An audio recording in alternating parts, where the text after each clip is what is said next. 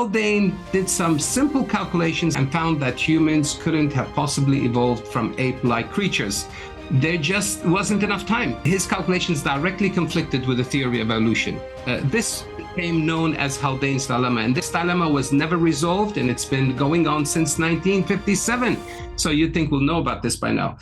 Welcome to the Creation Today show, where we bring together interviews with experts and solid Bible teaching.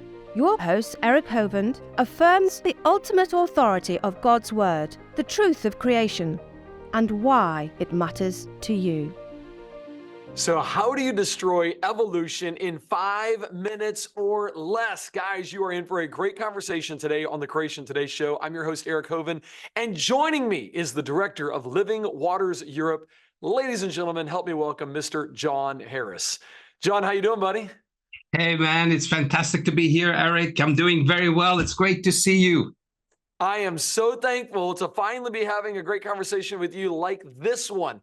I first heard about this argument that you're going to present that is, I mean, that explosion, Kent, maybe you should have done an atomic bomb more than just a little bit. This argument that you're going to present is absolutely destructive to it's a nuclear bomb to the evolutionary idea, isn't it? That's absolutely true, Eric. There's absolutely no recovering from this. If you take this to someone who tells you evolution is a fact, they're going to be shocked because there is nothing they can do. Most of the time when I've spoken to people about this, they go completely silent for a long time because they realize they have no argument against it. So it's going to be fantastic. I really can't wait. Well, the Bible tells us to cast down arguments that exalt themselves against the knowledge of God.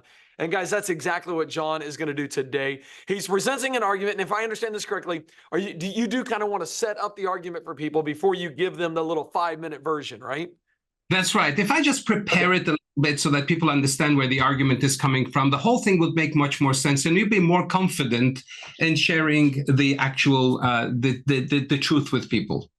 And really, that's the point. We don't want you guys to just simply hear the argument. We want you to know the science behind it and the argument so that you can present this. So to my skeptic friends that are watching, I am, first of all, thank you. I'm so glad you're actually checking out the other side and finding out exactly what we're saying or what some of the arguments are. There's a lot of people that close their eyes to these arguments or they dismiss them. I just want you to know we're going to do the best we can to cover as much as we can.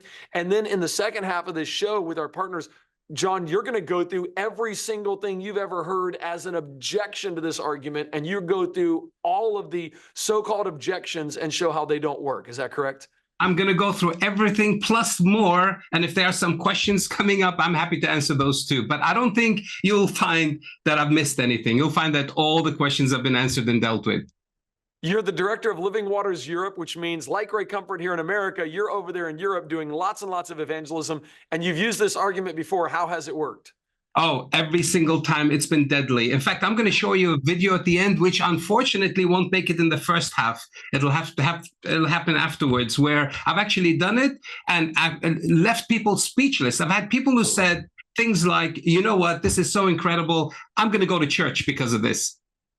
Beautiful. Okay. Yeah. Introduce this subject. I don't want to waste time. I want to get right into this. Introduce this subject. What do we need to know before we hear the argument?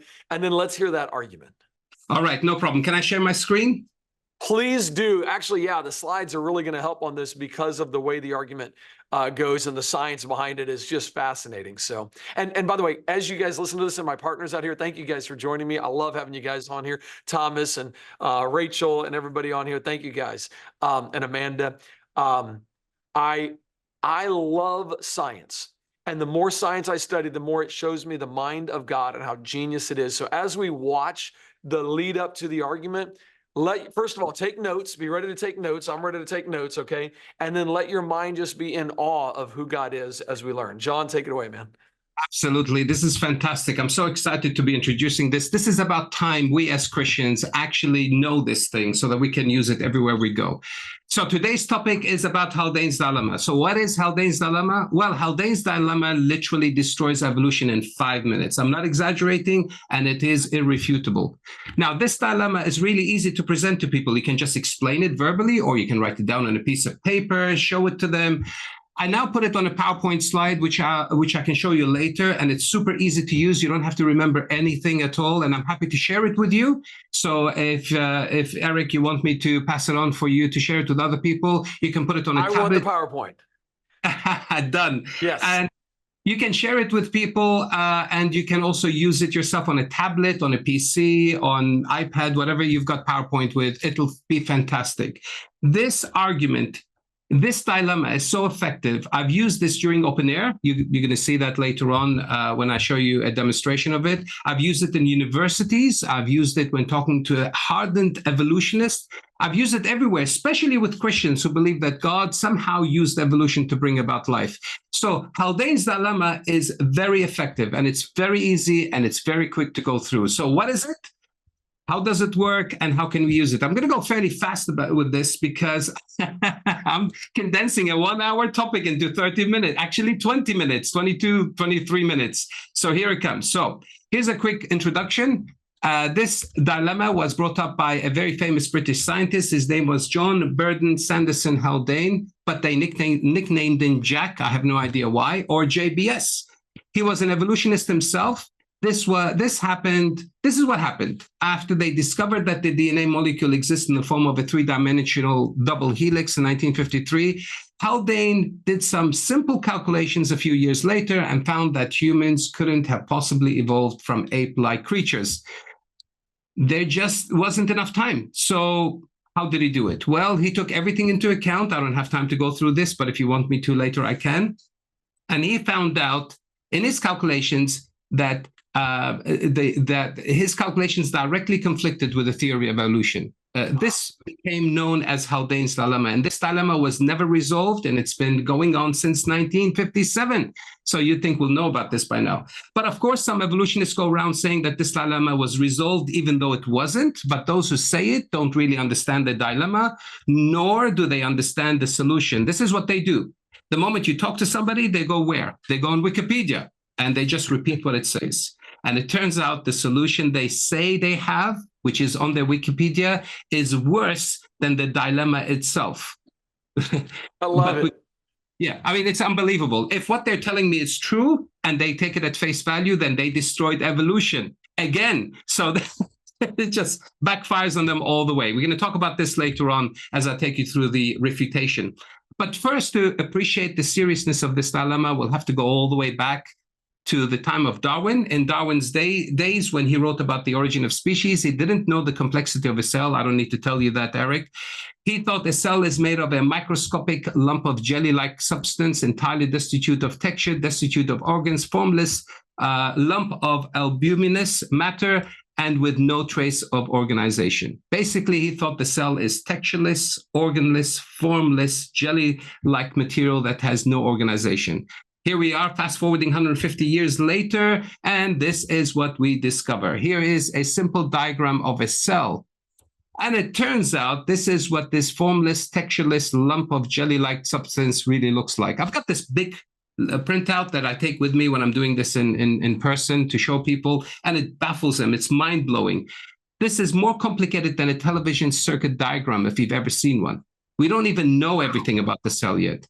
So much for Darwin's jelly-like substance with no trace of organization. I think it's clear we should not be getting science lessons from Charles Darwin. It turns interrupt me anytime you want, Eric. This is good. This is good. Yeah? So it turns out in the nucleus of every cell, there is this most fascinating, sophisticated database system that we have ever seen anywhere. We call it DNA. DNA is organized in long structures like chromosomes. Humans have 46 of them. That's 23 pairs from each parent in each cell.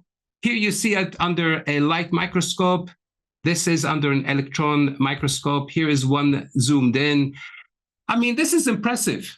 But we haven't even touched the surface. So I'm going to do this really quick because normally I take a little bit more time explaining this. But let me show you how DNA works. This is what a double standard DNA looks like. It has two sides and it's twisted. That's why we call it double helix. If you untwist it, it looks like a ladder. The rungs of this ladder are called base pairs. We call it base pairs because there are two of them, one on each side of the strand. These base pairs one on each side, are holding the sides of the ladder. And these base pairs are the bits that hold information about everything. It's actually the database in the DNA. So that's why we have things like 10 fingers or 8 fingers and 2 thumbs, because the DNA says so. So we have 2 arms and 2 legs because the DNA says so. We have eyes, ears, nose, tongue, liver, kidneys, a digestive system, skeletal system, circulatory system. All of those things is because of what's programmed in the DNA system. This is one giant database full of information. The entire physical body is built the way it is because of the DNA database. It's like an instruction manual that tells you how to build you. Now, there are a lot of similarities between a computer architecture and DNA. And I'm not sure if anyone have ever done this comparison before, but as a computer systems analyst and a software designer and developer by profession, I can tell you that the similarities are uncanny. I'm going to take you through this very quickly, just to blow your mind. For example, a computer has bits and bytes. I'm sure we've all heard of these terminologies before. A byte is 8 bits. Well, in the DNA, instead of bits, you have base pairs. And instead of bytes, you have something called codons. And a codon is made of 3 base pairs. Look, if you can't follow this, don't worry. I'm just doing this to show you how fascinating this is. And also, it's going to help you later on when we talk about mutations. In computers, several bytes make up a word depending on the computer architecture. In the DNA, several codons make a gene, and several genes make a genome. In computers, all the bits and bytes together makes up the total RAM, and in the DNA, all the base pairs make up the DNA. In computers, the instructions are combined within bytes, while in DNA, the instructions are contained within the codons, which are used to make proteins. They are just identical, except the DNA and cell are infinitely more sophisticated than a computer system. If I were to explain how the DNA makes copies of itself and creates protein, which we don't have time to do, and usually I include that, you would have no doubt that an almighty intelligent designer has put this all together. I'm sure, Eric, you have explained this many times in the past, and you have probably a lot of material can show people, but this is just mind-blowing. This isn't even the argument that you're going to cover. This is something else that's mind-blowing, and it's not even this other mind-blowing argument.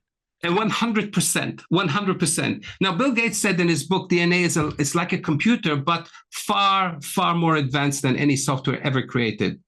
Now, no one would believe that a computer is made by accident, right? But we go around telling our students what? That DNA came about by random chance processes. It's just embarrassing. It really is. If each one of these DNA strands inside each one of these cells of our cells were to be unwound and they would be literally 5 or 6 feet long each. We have about 50 to 75 trillion of these cells in our bodies. Sadly, some of us have more of those cells than others. I'm sure of mine. If the DNA from each cell were placed end to end, the chain would be from 90 to 135 trillion meters long. I don't know if you have any idea how long that is, but I'm going to give you an idea. If all the DNA in one person's body were placed end to end, it would extend to the moon, not just halfway there, but all the way there, but not just once, but 552,000 times. How much information is that? I'm going to paraphrase that to, it's a lot of information. Now, if you didn't think that's impressive, check this one. If one set of DNA, that's one cell's worth from every person who ever lived, estimated to be almost 50 billion, whoever worked that one out, were placed in a pile, it would weigh less than 1 aspirin. Remember, DNA is basically the instruction to create a complete human being in microscopic detail. So if I were to store away the entire database of every human being ever lived, it would fit in a container that weighs about 320 milligrams. Now, I mean, this is just, I mean, can you imagine, right? Remember, that's not just one human being. That's every human being who ever lived. You could just rebuild all of mankind from scratch. All right. And this isn't even the argument. Oh my goodness. Wow. Okay, this is good. Unbelievable. So this is where Haldane's dilemma comes in. So let's start. Who was Haldane and what did he say? Well, Haldane was a famous scientist. He was a British-born Indian scientist known for his work in the study of physiology, genetics, evolutionary biology, and mathematics. where he made innovation contributions to the field of statistics and biostatistics. Let me summarize this for you in case you didn't get it. Haldane was a clever guy.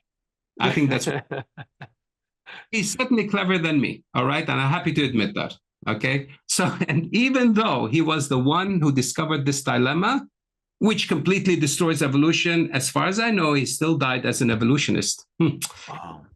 Unbelievable. In fact, he was a socialist, Marxist, atheist, and humanist. So I can honestly tell you he wasn't a Christian.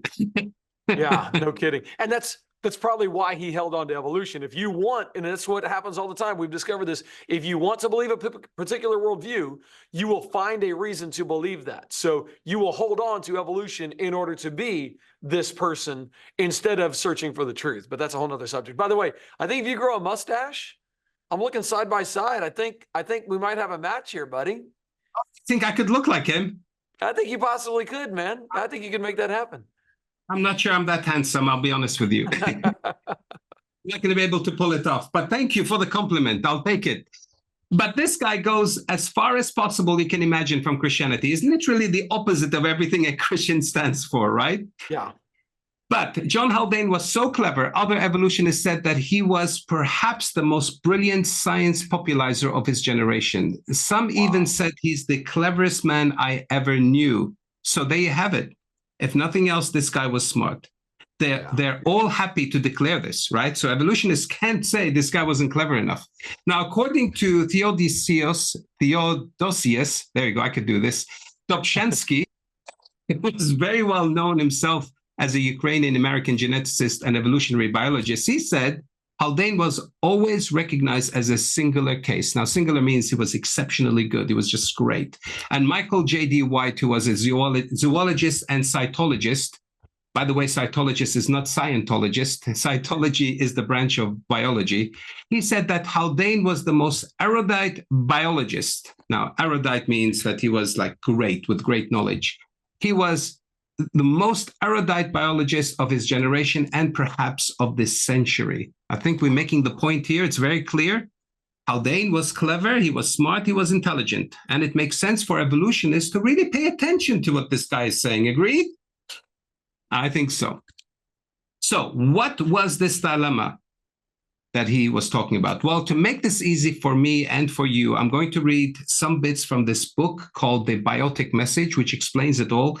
If you want to know more information, you can get this book and read it for yourself, but it's a bit technical, but I don't want you to worry. I'm going to explain everything along the way. Afterwards, I'm going to graphically show you how it fits all together. So in the 1950s, the evolutionary geneticist J.B.S. Haldane calculated the maximum rate of genetic change due to differential survival. He reluctantly, by the way, concluded there is a serious problem here, now known as Haldane's dilemma. His calculations show that many species of higher vertebrate could not plausibly evolve in the available time. Evolution requires the substitution of old prevalent traits with new rare traits. There are limits to the rate these substitutions can occur, limits that depend primarily on the reproduction capacity of the species. Haldane's dilemma examines these limits. So what is he saying? He's saying that Haldane understood how mutations work in the DNA. A substitution is a type of mutation that's relatively common. This happens when one of these base pairs we just talked about breaks off or becomes corrupt, changes. It can go corrupt because when it makes a copy of itself, when a cell makes a copy of itself, or when it's making a copy for translation, or when it's exposed to external ray like X-ray. So Haldane, who was a population geneticist, wanted to work out the limits to this mutation and see how many generations it would take for a human being to evolve. So how does it all work? Here's an example from this book, same book. Imagine a breeding population of 100,000 individuals. Imagine 99,998 have the old trait O, and 2, a male and a female, have the new trait N. So old trait O, new trait N. Imagine trait N has just arisen from O by beneficial mutation. The evolutionary goal is to substitute trait N for trait O in the population. To accomplish this goal, differential survival must eliminate the 99,998. type O individuals and all their heirs. So what is it saying? It's saying that if you have a mutation in a population and it just happens to be a good one, just by coincidence, then the couple who had the good mutation must outlive all the other people in that population. No big deal. It makes sense if you want to keep the good mutations in the population. So how is it going to do that? Well, this can be accomplished in a single generation if there is perfect selection. That is, if the survival values of O and N, that's the old and the new trait, are 0 and 1. 0 means it's not going to continue, and 1 means it's perfect selection. It's going to keep going and be part of the population. Yet there is an enormous cost involved. For every surviving type N, that's the new trait, individual, there are 49,999 individuals type O. That must perish without heirs. The population size must be regenerated from the two survivors. It makes sense. Basically, when there is a new beneficial trait, the individual or the couple with this new beneficial trait must survive over all the others who don't have the beneficial mutation, clearly. Now, everything should hopefully be clear so far. But if not, don't worry. I'm going to explain all this in a simpler way in just a minute. This is where it gets interesting. So make sure you're paying attention to this bit because it's where it's all happening. It goes on to say, let us assume evolution can happen like this continuously, generation after generation, for millions of years. Wow, that's a big assumption anyway. But let's take it. Take a species like man with a nominal 20 years generation time. Extrapolate backward from this known species to a time 10 million years ago. This is 3 times earlier than the said occurrence of the 4-foot-high Australopithecine Lucy. So he's saying, let's pretend the human generation is 20 years and an evolution happened over 10 million years ago, which, by the way, is 3 times older than Lucy, who is supposedly one of our early human ancestors. Now, by the way, the author of this book, you'll be pleased to know, is Walter Riemann, and he's a young Earth creationist. And he's being extra generous here because he's giving the evolutionists plenty more time than they have. That's how confident that he is about this dilemma. He's so confident that he's happy to give them 3 times more years than they have because he knows it's not going to help them. And that's what I do everywhere I go when I'm presenting this to the evolutionists. I literally change all the figures in their favor because I know there's going to be no hope. So Walter Riemann goes on to say, this is twice as old as the alleged split between gorilla, chimpanzee, and man. So he's saying not only is the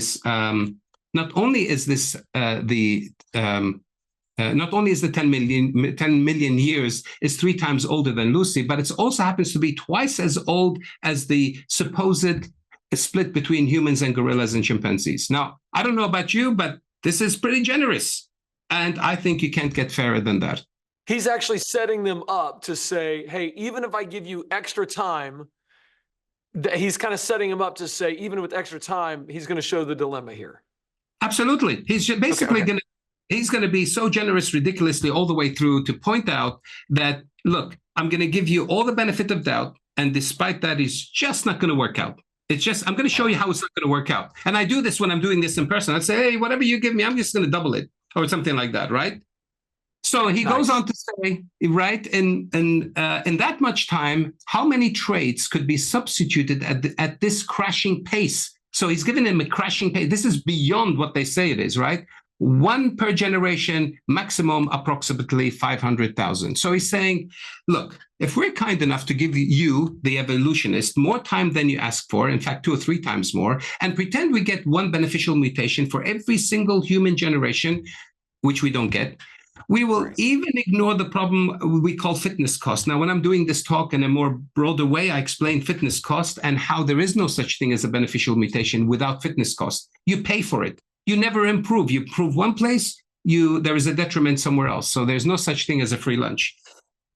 If that's the case, then we end up with just 500,000 beneficial DNA base pairs. Now, is that a problem? Well, yes, it's a big problem. Why? Because that's 1/100% of the nucleotide sites in each human. Nucleotide is another word for base pair. Well, what does that mean? Well, it means it's a disaster. But why is it a disaster? Because that's about 0.0001 of the entire DNA, when the actual number we need is more than 30 million beneficial mutations, not even 500,000. You'll see in a minute what I mean and why I'm saying 30 million. I'm coming to that in a minute. We just don't get enough mutations. So the figures are not working out, even after being generous. Yes, go for it. So in 10 million years, at 20 years per generation, and one beneficial mutation per generation, you would accomplish 500,000 beneficial mutations. And that's nothing compared to what we actually need. You need 30 million of them. Yeah, and we're being extra generous here. So we're giving them plenty more mutations than they are expecting, because Haldane's dilemma, you'll see in a minute, is far more explosive than this. You will see actually how many mutations they think they're going to get. And then I want to see their faces. What happens is you show them what's impossible and you make it 10,000 times worse. And then, then you see the results, right? Okay. So after being extremely generous with the mutation rates, and even after giving the evolutionists 2 or 3 times more time, even after ignoring the fitness cost, even after giving them a generous 20 years per generation so that they have more offsprings, mathematically, evolution just goes bankrupt. There is no way to fix this. In fact, later, when they try to fix it, they only manage to fix it by, guess what? Abandoning natural selection. And this is the bit that makes me so happy, right? They abandon natural selection. What have they told you? It's mutation through natural selection. Well, they abandon it and they don't tell you, which ends up confirming what Haldane said all along. They invent a new evolution theory that I'm going to introduce to you in the second half, right? Well, you're not going to believe what I'm going to tell you, that we all overlooked, which makes everything much worse, right? So basically, they told us evolution has changed and no Christian picked up on it. And we're going to check it out later. But it gets worse, my dear friend Eric. If we actually worked with the real numbers Haldane gave us, then it falls apart even more, because Haldane said we only get one beneficial mutation, not every generation, but every 300 generations. So what happens if we use the mutations or the mutation rate that Haldane came up with? Well, my good friend Eric, we only end up with 1,667 base pairs. I'm speechless. So instead of 500,000 beneficial mutations at 1 per generation, you actually only have 1,667, and you need to get 30 million, and that was giving you 10 million years to do this. Thank you, Eric, for noticing, because I wanted to point that out. Okay? Wow. So how are we not using this? I mean, this is what we call a catastrophe for evolutionists. That's why this became known as Haldane's dilemma. And by the way, an evolutionist came up with that. Again, I'm going to be explaining that in the second half when we get there. There is no recovery, Eric. There is no way out. This is dead end for them, right? So this whole idea of evolution that teaches from goo to you by way of the zoo became scientifically and mathematically bankrupt overnight. Last time I checked, mathematics is a valid form of science, right? And if mathematics goes against evolution, then evolution is not scientific. I think we can all agree with that. Yes. Okay. So there's no kind way of saying this to the evolutionists, but it's game over. It's farewell. It's adieu, adios, ciao, choose. Whatever language you want to say this in, it's gone. Evolutionists have been keeping this very quiet. Why do you think they've been keeping it very quiet for decades? It's for a good reason. But it's time it came out, and it's time it's exposed, and it's time it's been used. We Christians, we are allowing too much. Okay, now there were 4 things I want you to remember before I show you how to present this. Now, because I don't have much time and I'm going to save some time, and I never keep an eye on time, so Eric, you might have to sort me out with this, but I'm already predicting the future. We don't have time to go through all the 4, so I'm going to give you a summary. So this is what you're missing. I can't believe you're missing all of this. All right. So here are all the facts again, known as the summary of summaries. Fact number 1, the human DNA is larger than 4.5 billion base pairs. You probably didn't realize this because most people tell you it's 3.2, but it got changed. They updated those databases. It's now 4.5 billion base pairs. But we'll assume it's only 3 billion base pairs because we're kind and we love the evolutionists and we want to make it easy for them. Fact number 2, according to evolutionists, human ancestors lived about 6 million years ago. Some say 5, some say 6, some say less. Well, we're going to be extra generous here and give them 10, as we said we will do. And fact number 3, according to evolutionists, humans and ape-like creatures differ by 15%. You probably heard people talk about 3 and 4%. Well, guess what? The latest figures, as far as 2021 is concerned, it's gone up to by 15%. You know why? Because they've got the latest genome being mapped. So now we've got the figures. But guess what we're going to do? We're going to go all out and say 1%. I mean, how many times worse would it be if we use those figures, right? And fact number 4, even though the average human generation is 25 years, we'll assume that it's 20 to help them out. Again, we're being kind Christians, and we must always make sure we come across very gracious. And finally, going all the way back to where we started, despite overwhelming evidence that we don't get any beneficial mutations without fitness cost, this is important, maybe we need to talk about this later on, and despite Haldane calculating that you get only 1 beneficial mutation every 300 generations, guess what we're going to do? We're going to go all out on this one. We're going to give these evolutionists 1 fully bona fide beneficial mutation, which is going to be... You are too kind. Too kind, John. Too kind. You know what? If I wasn't so humble, I would receive that.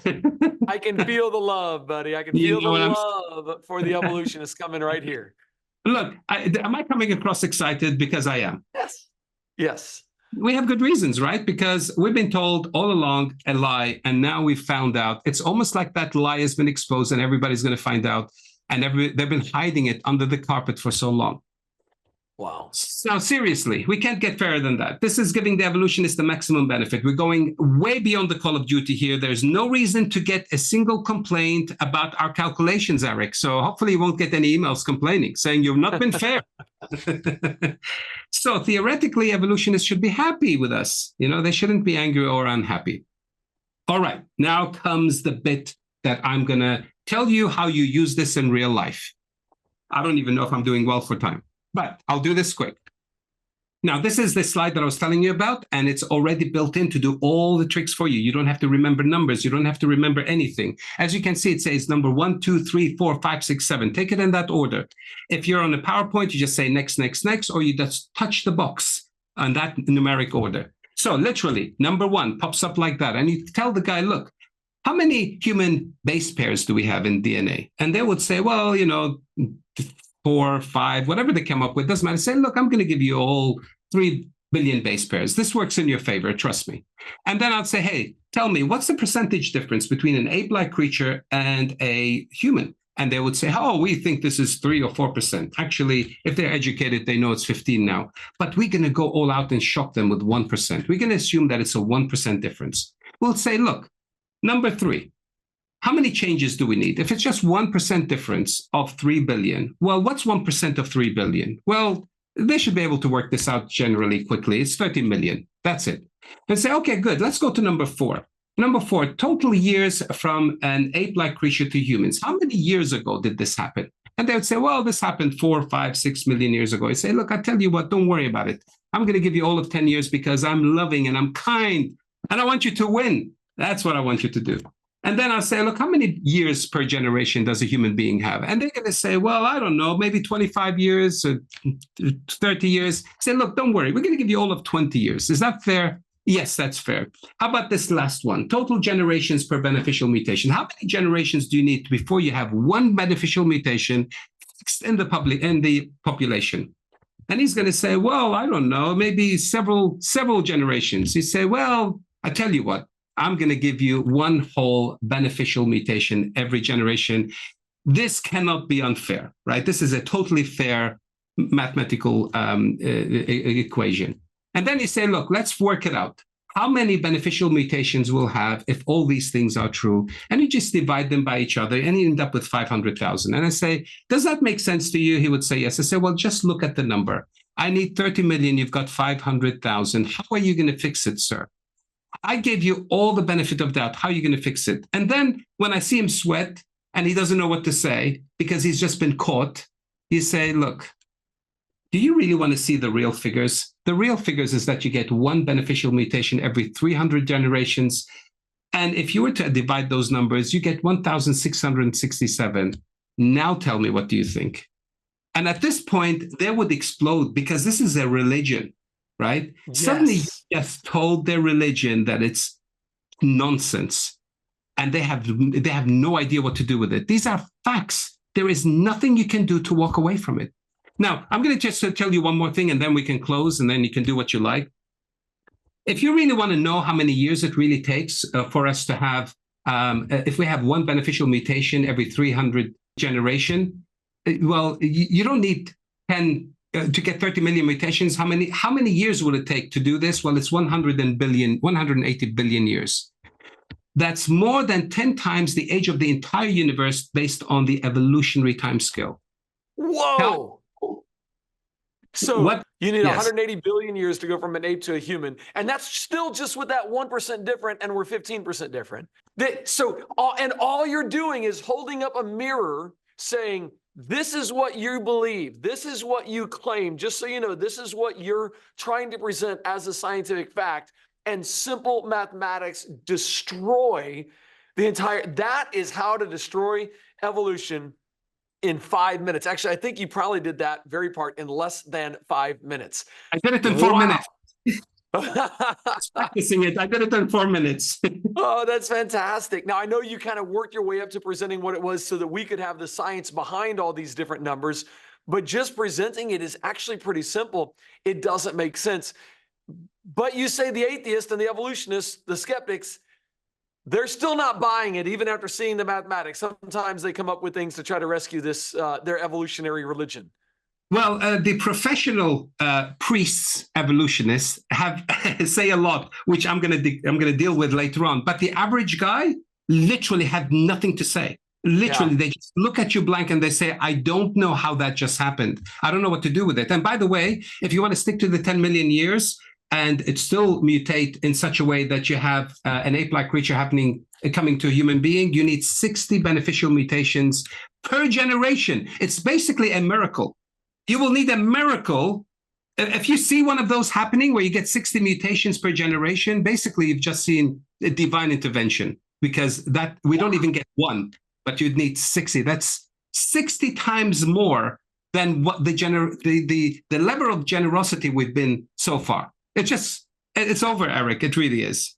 It really is impossible. Okay, I want to get into what people say are objections to this, because it really is plain, simple mathematics, which is what makes this such a powerful dilemma. But there are objections. I want to get into that in the second half with my Creation Today partners. For those of you joining me on all the different social media platforms, thank you very much for hanging out with us. I would love for you to get in touch with John and get more of what Living Waters Europe is doing. You can subscribe to him on whatever social media platform you use, whether it's you guys are on Twitter and TikTok and Instagram and Facebook and YouTube. Just type Living Waters Europe, Living Waters Europe, and you'll come to their information or come to their page. If you want to go to the website, it's Living Waters EU for Europe, livingwaterseu.com. And would you guys please pray for John and the team over there? God is using them to reach people, to train people. And let me just tell you something. Satan does not like his religion that he's done such a good job educating the world with being destroyed. And this is an absolute bomb to the evolution worldview. So pray for him and pray for his team as they're over there ministering in Europe and around the world.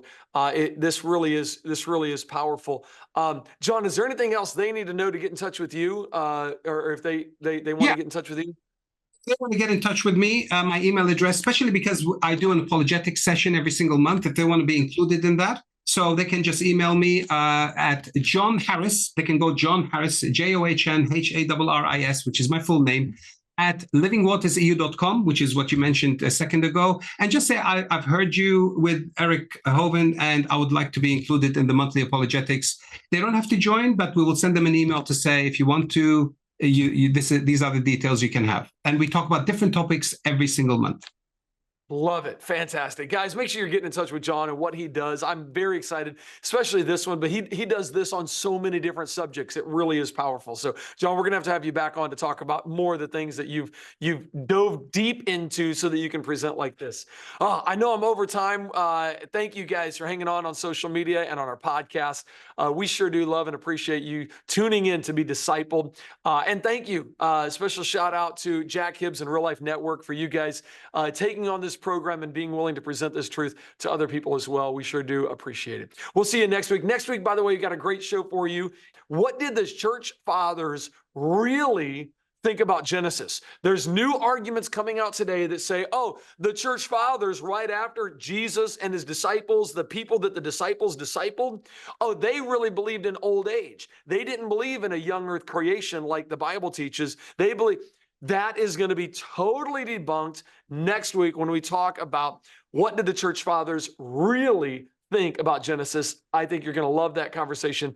Look forward to seeing you next week. If you want the rest of this conversation, by the way, it's real simple. Come over to creationtoday.org, partner with us for any amount to help us reach the world with the truth, and you get access to everything we do, past, present, and future. So we'd love to have you at creationtoday.org. If you want a shortcut, creationtoday.org/partner, creationtoday.org/partner. God bless you guys. Look forward to seeing you next week. Genetics don't lie, let me break it down for you. Haldane's dilemma, evolution is through. Mathematical impossibilities, crystal clear. Darwin's theory, it's time to make it disappear. Genetic variation, it's just not enough to create the complexity we see. It's tough, random mutations and natural selection. Nah, it's just a flawed conjecture, no correction. Evolution's dead on arrival, can't you see? The evidence speaks, it's not just me. Irreducible complexity, a puzzle